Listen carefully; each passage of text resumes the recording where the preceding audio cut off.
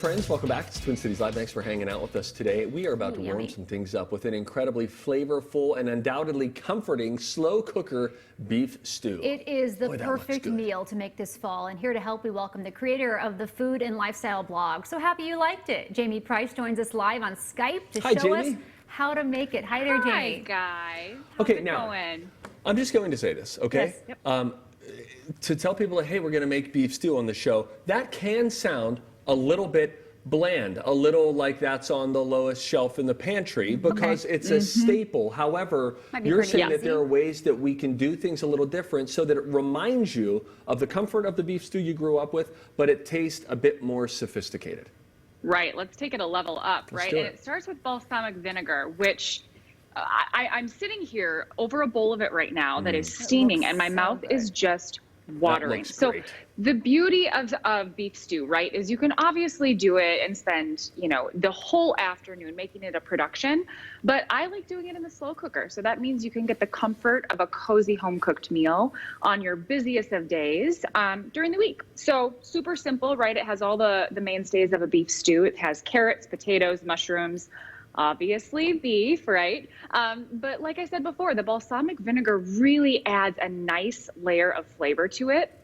Kind of that kick that you didn't realize, you know, Steve, you talked about beef stew can be bland sometimes. The balsamic vinegar just, oh my goodness. Well, is that the acid? Brings it up. That's the acid that very often people will forget to add that. Remember the Netflix show Salt, Fat, acid, heat, and people forget about acid a lot, but it does like create a complexity of flavor. And it breaks down the meat, so it's super tender. Yes, very tender. And the thing that I like about too, so I have a bowl of it here too. The thing that I think a lot of people forget when they're eating food at home is fresh herbs. Yes, acid adds a whole different layer of flavor along with salt, but fresh herbs are fantastic, especially on a dish like this. So I have just some fresh chopped rosemary that I chopped up, and it's just, you guys have seen the photos, it's just absolutely a piece of artwork. Now you're adding the rosemary obviously at the very end, so you can get eat a little bite of each little bit with the beef stew. That just looks fabulous. My gosh. I have a question. Are you already eating it? We're looking at a picture. She's so already enjoying that stew. You know that we have no stew here, right, Jamie? Are you aware of this? Water. Okay. So please eat up by all means. Hey, I do have a question though. I'll leave for you guys. Let's talk about the idea that this is in a slow cooker. You mentioned adding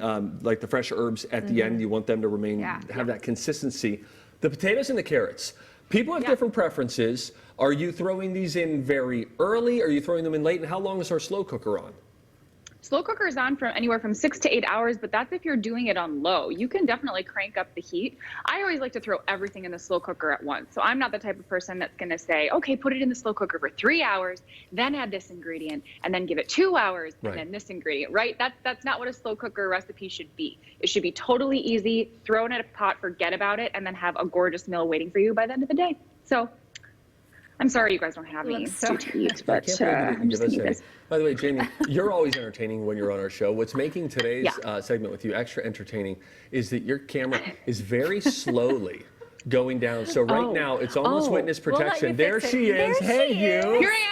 Where'd you go? We Look how cute you are. Okay, I'll just stay down here. This will be a great little squat. That's the money shot. And inviting. That's the money shot right there. Hey, while you're down here, could you tell us a little bit about like your fall bucket list, ways that you take advantage of the season? I would love to. Okay, so my fall bucket list, you guys, as I'm hanging out down here. Fall bucket list. I did one in the summer, obviously for the warmer months, but everyone just loved it. So I did a fall bucket list inclusive of some basic things. Have a bonfire, go to an apple orchard, things that a lot of you out there are probably already doing. But there's also some interesting things out there on the bucket list as well. So I talk about a hard cider taste test that I did. So finding your favorite new hard cider or organizing your pantry, right? This time of year, I don't know about you guys, but, you know, I have a weird, you know, bottle of old pickle relish in my pantry, like not conducive to cooler weather cooking. So I talk all about the things that I like to have on hand in my pantry. So there's a great article there, and, you know, fall floral arranging, just trying new things and really soaking up everything that this all too short season has to offer. So yeah, so a bunch of really great stuff and great ideas to just, you know, like I said, soak up everything that autumn has to offer. Wait, that was you at a winery. What's that winery? Where are you there? Oh, that's at Schramm. Oh, Schramm Winery. Yeah. Yes, look I how believe. lovely. You're really putting me on the, I think nose here. SRAM is in. I know that they have one of their major vineyards. I think their major one is in Waconia, and then SRAM also opened. They opened like a brew house as well, which does wine and craft beer in Chaska. That and looks gorgeous. That's right. Not a cloud in the sky. Yeah, isn't that a good? crisp fall day at a winery with some friends. 'Tis the season, and then there right? was a picture we showed of a pumpkin. What was in that bowl?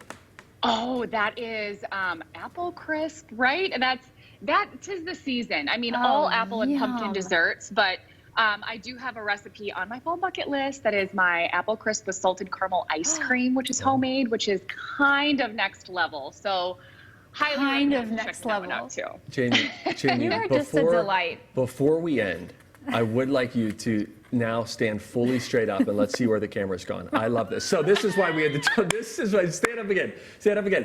This is why we had to address this, because had we not, people would have thought that you had gotten decapitated. Yeah. Yeah, let's save that for the Halloween show next time. But yeah, this has been fun.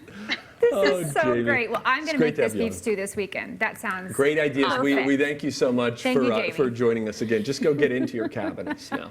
We posted a link to this beef stew recipe and Jamie's blog, so happy you liked it, on our website, twincitieslive.com. There you'll also be able